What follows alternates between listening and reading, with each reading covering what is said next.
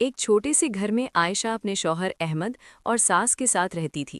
شادی کے شروع کے دن بہت خوبصورت تھے، ہر طرف محبت اور خوشی کا ماحول تھا۔ عائشہ ایک سادہ، نرم دل اور صبر کرنے والی لڑکی تھی، جبکہ احمد اس کا بہت خیال رکھنے والا شوہر تھا۔ کچھ ہی دنوں بعد رشتہ داروں اور پڑوسیوں کے سوال شروع ہو گئے، کوئی خوشخبری ہے؟ اب تو 1 سال ہونے والا ہے۔ عائشہ ہر بار مسکرا کر کہہ دیتی انشاءاللہ، مگر اس کے دل میں ایک درد رہتا تھا۔ رات کو جب وہ اکیلی ہوتی تو چپکے سے رو لیتی۔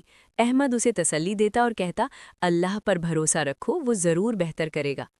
کچھ عرصے بعد اللہ نے اس پر کرم کیا اور وہ حاملہ ہو گئی۔ اس خبر سے گھر میں خوشیوں کی لہر دوڑ گئی۔ ساس نے شکرانے کی نماز ادا کی، احمد کی آنکھوں میں خوشی کے آنسو تھے اور عائشہ ہر وقت اللہ کا شکر ادا کرتی رہتی۔ وہ اپنے آنے والے بچے کے خواب دیکھنے لگی، چھوٹے چھوٹے کپڑے دیکھتی، اس کے لیے دعا کرتی اور ہر پل اس کا انتظار کرتی۔ لیکن اچانک ایک دن اس کی طبیعت بہت خراب ہو گئی، اسے فوراً اسپتال لے جایا گیا۔ کچھ دیر بعد ڈاکٹر باہر آیا اور سنجیدہ لہجے میں بولا ہمیں افسوس ہے، بچہ نہیں بچ سکا۔ یہ سن کر عائشہ کی دنیا جیسے رک گئی، وہ خاموش ہو گئی، اس کی آنکھوں سے آنسو بہتے رہے۔ احمد بھی ٹوٹ چکا تھا، لیکن وہ عائشہ کے سامنے خود کو مضبوط دکھاتا رہا۔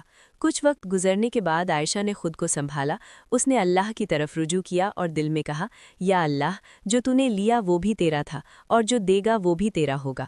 کچھ مہینوں بعد وہ پھر سے حاملہ ہوئی۔ اس بار وہ بہت احتیاط سے رہتی، ہر وقت دعا کرتی رہتی، لیکن تقدیر کا امتحان ابھی ختم نہیں ہوا تھا۔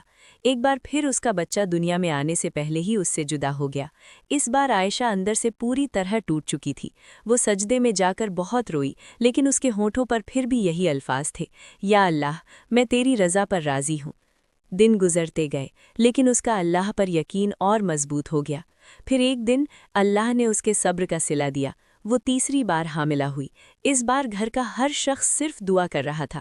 عائشہ بھی ہر نماز کے بعد یہی دعا کرتی یا اللہ، اس بار میری گود خالی نہ رہنے دینا۔ آخر کار وہ دن آ گیا جس کا سب کو انتظار تھا۔